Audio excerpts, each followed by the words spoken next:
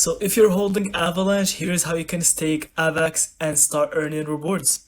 First, make sure you've got your AVAX stored in a non-custodial wallet that supports staking. The Avalanche wallet, Core wallet, or even Ledger if you want hardware security.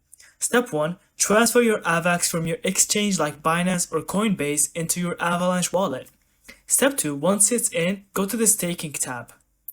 You'll see two options: running your own node or delegating a validator.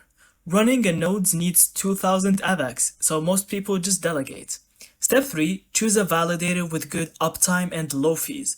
That way you maximize rewards and keep your funds safe. Step 4. Select how much AVAX you want to stake. Confirm the delegation and lock it in. Rewards usually run around 7 to 9% APY depending on the validator. And that's it. Thank you so much for watching. I hope you found this video helpful. And don't forget to leave us your thoughts in the comments.